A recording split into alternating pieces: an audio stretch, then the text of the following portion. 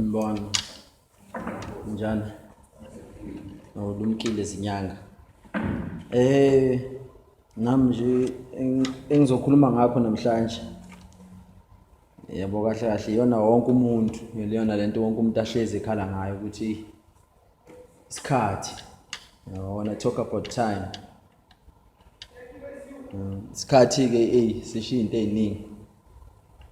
Kodwa nje itheme yami esikhathini ukuthi you got all the time you need. If you wanna do something, you got time to do it. Which is something engifuna ukuthi wonke umuntu before nje we can even discuss it. Nami ngichaza ukuthi kanjani ukuthi nje you got all the time you need kahle kahle to do whatever you wanna do. And if you start, you're gonna finish. And if you're gonna have all the time you need, you must start now. So ngiqale ngama definition la of time. Ngithatha definition ye science, ngithatha definition ye maths, ngithatha definition ye psychology.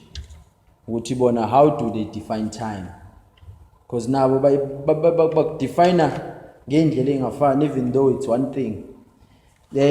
Ka science ke kuthiwa it is the measurement of what the clock face reads. Yeah. But it's a measurable period, a continuum that lacks spatial dimension. That's definition of science. But the definition of maths, it is the ongoing sequence of events taking places. But it's the past, the present, and the future. Don't go 3, it makes time. Maths. Then psychology, but it is measured by someone's own perception of the duration of the indefinite and unfolding of events.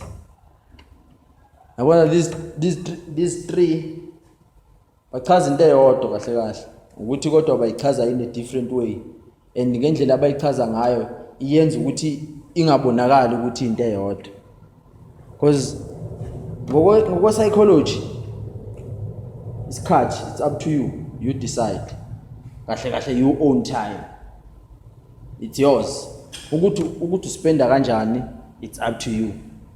And futhi mawukuthi you waste your time wena uzovuna waste. Because that's what is going to happen.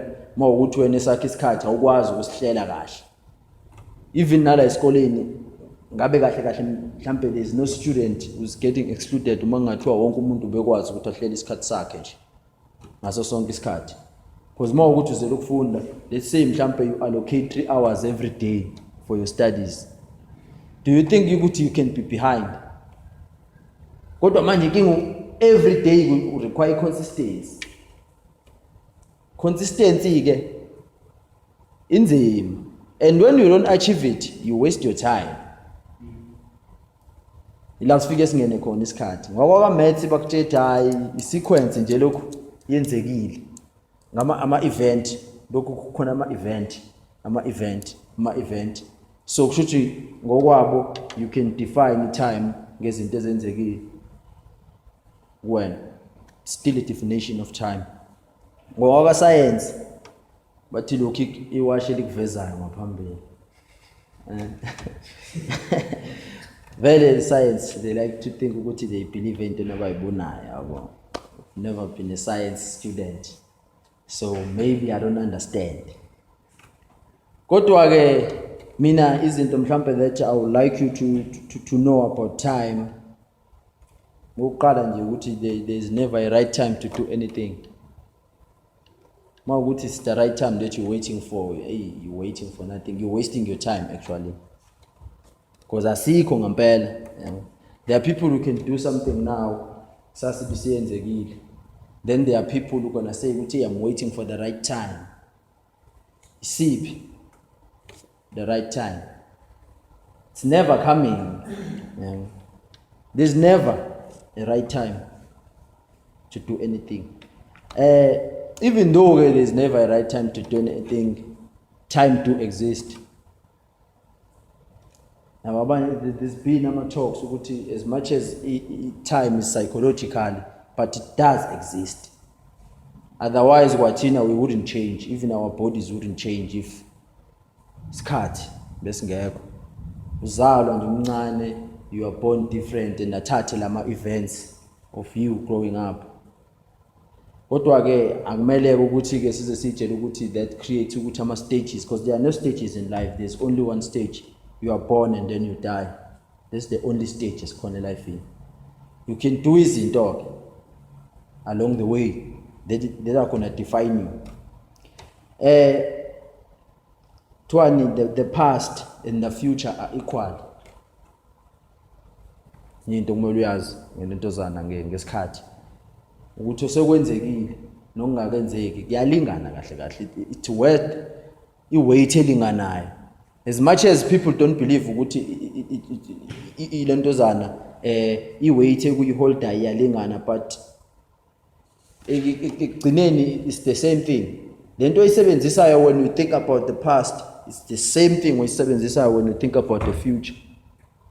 That's why uma ukuthi wena you dwell on your past, ama result ozowathola are result of your past. Ngeke uzowathola ama result of the future. Because you must think about the future, and the future is now. The future is the present. Lokho ufuna ukuba ikhona, you are it. Believe ukuthi wena lo. And isikhathi ke is expensive. Time is very expensive. Bantu abaningi they don't value their time, and lokho kuba contagious. Uthola sekudlula sekuya komunye umuntu manje ukuthi nawe they wanna waste yours. Siyabiza isikhathi kahle kahle, iyona into edayisayo la ngaphandle. When uzobhuka uBill Gates ukuthi ufuna azokhuluma lana, you buying his time.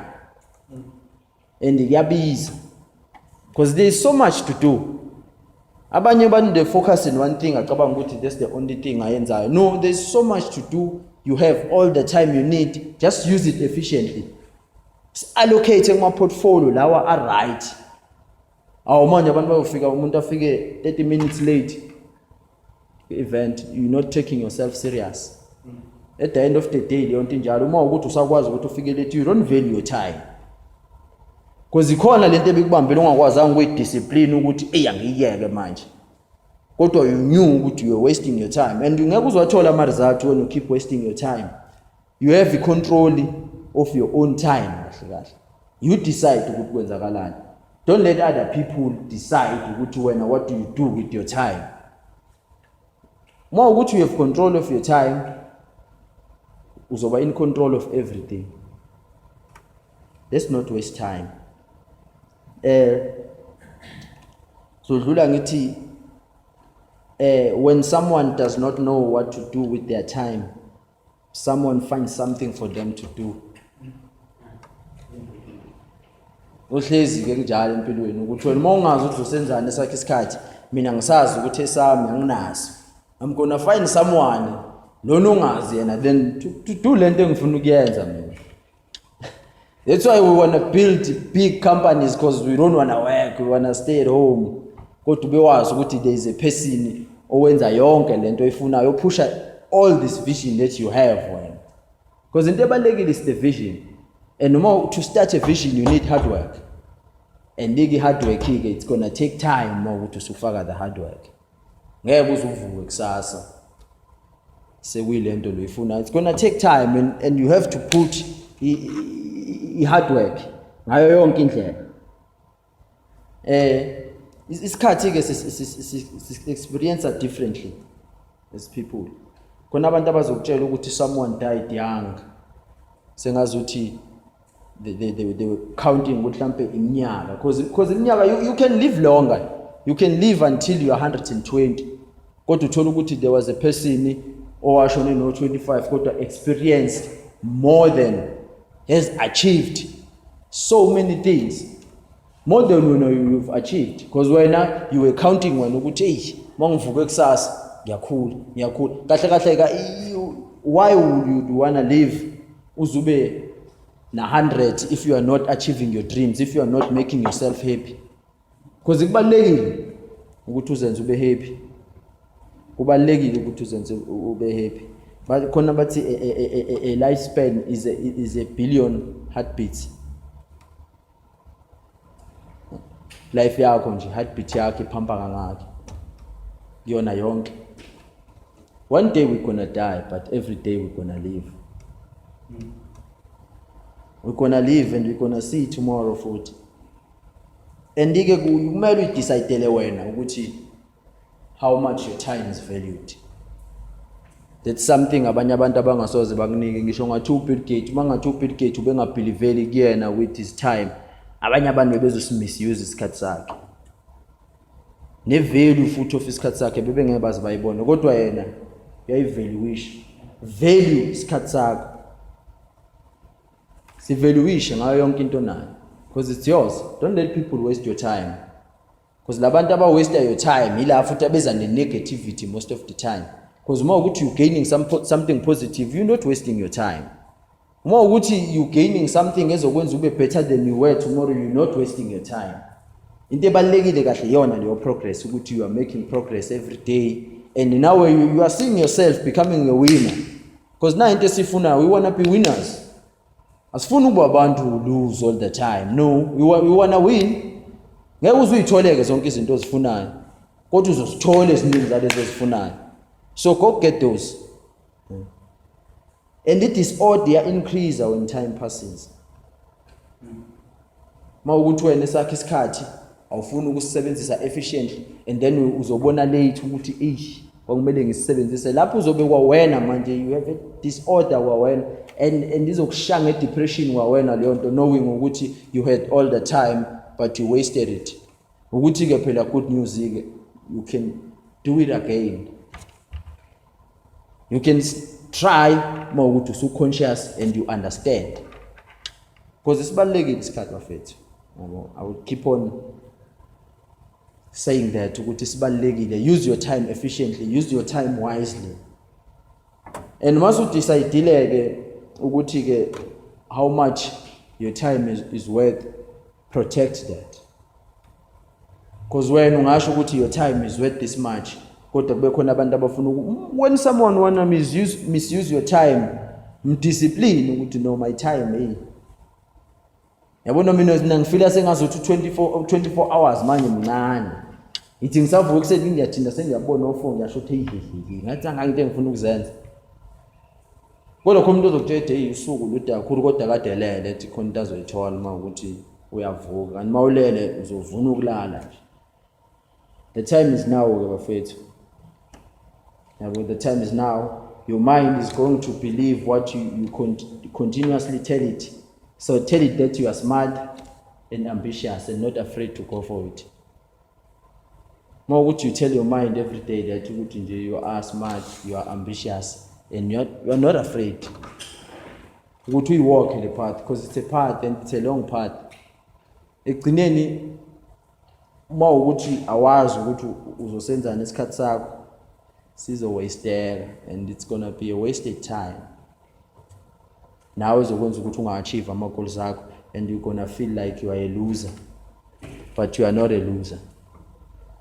Leyo nto engayisho ukuthi no, let's value our time. Let's value our time and value someone else's time. Abantu if you respect their time, they're gonna respect you now. Because bayabona ukuthi you respect yourself. Because akahlonipheki umuntu ongayihloniphi yena. Yonke into, it has to start with you. If you want to be loved, you have to love yourself first, so someone else can love you. So do it yourself. You have the power, you have the capacity, and you have all the time you need. Mawukuthi there's something ufila sengazuthi attention, remember ukuthi ngeke izishintshe with time. If you don't face it now, izoba worse later. Khuluma with people abakwenza ukuthi ungafeel ngale ndlela eyiyona. Let it out and accept and be positive about it, because you can't change your past. You can't change your past, but you can change the way you look at it. Because ingenzeka ukuthi izoba different than the one that you think when you have now. Because so many people have achieved so many things in such a little time, but they don't value that. They look at the things that they didn't do. Thatha isikhathi sakho manje usi-allocate kulento le, your vision that you want to push, and be positive about the past. Ekugcineni you are still alive. There are people who are not here who will want to be here. Kukodwa nje lokho is the greatest gift you can give to yourself, because ngabe wa give up back then and you wouldn't be here, but you didn't give up. You pushed. You tried to understand izinto lezo bengamele uzi-understand. You did things abantu abebengakholwa abanye ukuthi you do them, and you respected your time makuya kwezinye izinto. Kodwa ke manje to go to the next level, you're gonna need any focus, because uma ukuthi you wanna do big things uzodinga isikhathi esiningi futhi ukuzenza. So don't waste your time. Ngiyabonga.